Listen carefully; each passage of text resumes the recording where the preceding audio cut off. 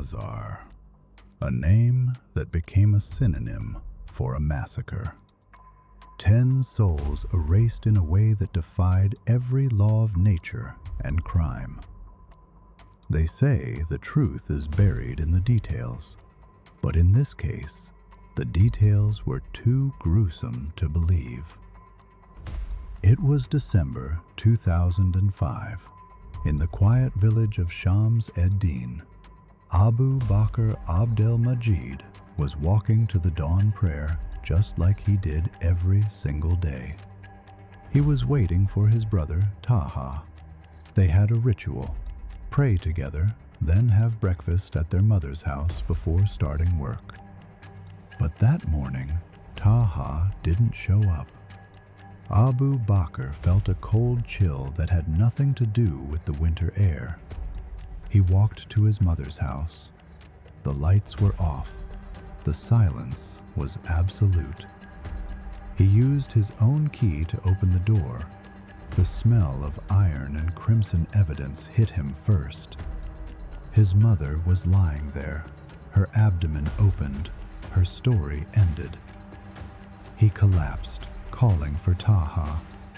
He found his brother in the next room. His skull was crushed, his stomach sliced open, and next to each body lay a dead pigeon. This wasn't just a crime, it was a message. Listen closely. I am digging through locked Arabic archives, forensic reports, and criminal labs using sources exclusive to this channel to translate these untold stories solely for you. Since I'm translating these locked files from Arabic solely for you, subscribing helps me unlock more cases. Hit that button now, and let's inspect the evidence. While Abu Bakr was losing consciousness from the shock, another scream shattered the village silence. It came from the house next door. Mahmoud Mohammed Abdu, a simple farmer, was found in his bed. The same surgical opening in the stomach, the same crushed skull, and the same crimson evidence everywhere. His wife, Sabah, suffered the same fate, but the horror didn't stop there. Even their children, 8-year-old Fatima and 10-year-old Ahmed, were dismantled in their sleep. Next to every single one of them, a dead pigeon was placed like a grotesque ornament. 6 victims, 2 houses. The village was now waking up to a nightmare.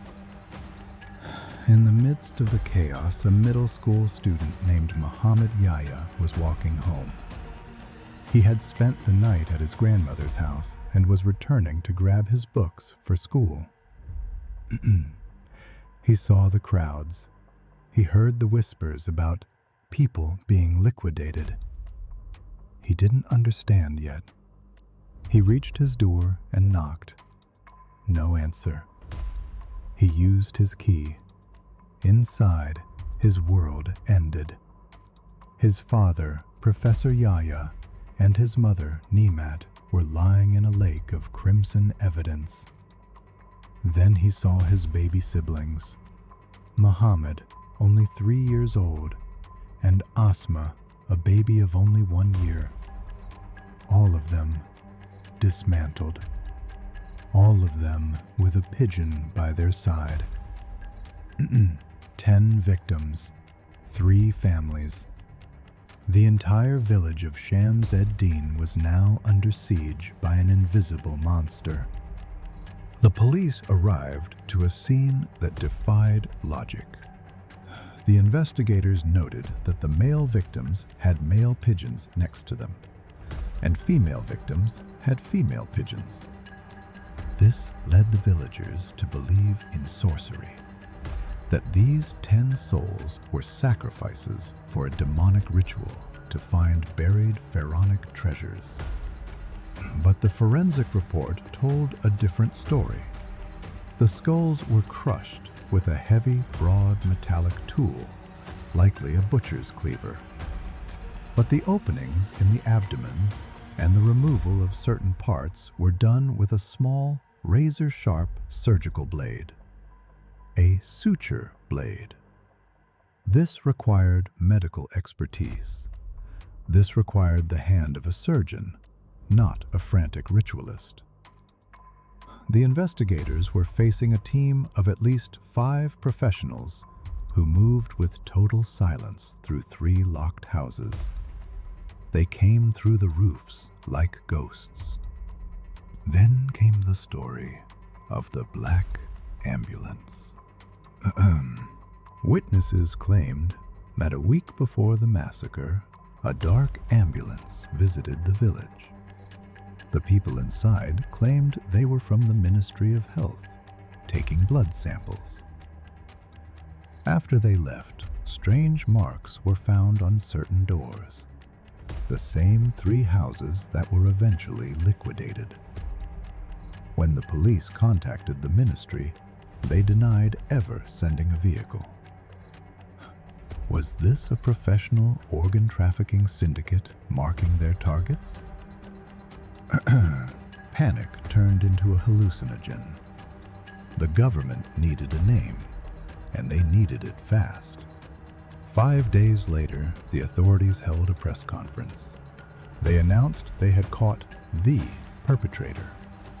One man, Mohammed Abdel Latif. They claimed he had a mental breakdown and acted alone.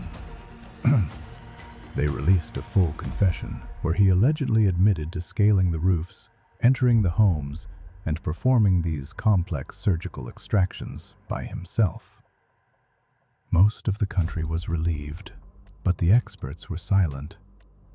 How could one man execute such a precise, multi-house operation in total silence? I want to ask you, does it make sense that a man with no medical training could use a surgical blade with such precision in the dark? Then came the legendary lawyer, Talat Sadat. He argued that the forensic evidence required at least 5 men, not 1. And then came the moment that changed everything. The shoe. A single shoe had been found on the roof.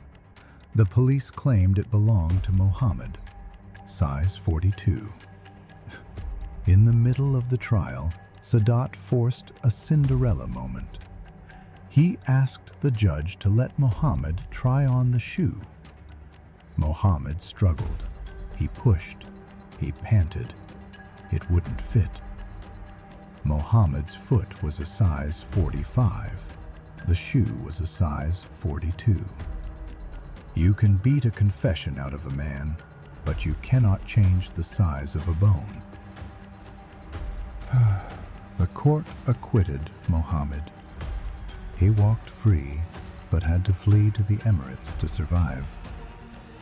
2 decades have passed. The files are closed, marked perpetrator unknown. But the mystery of the pigeons remains. The mystery of the Black Ambulance remains.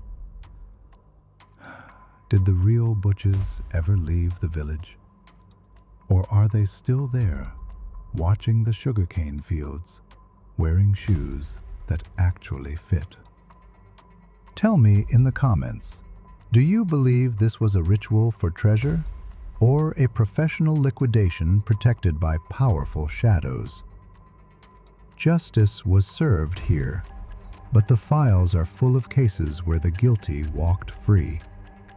The story on your screen right now is even darker, and you won't believe how it ended. I'll see you there.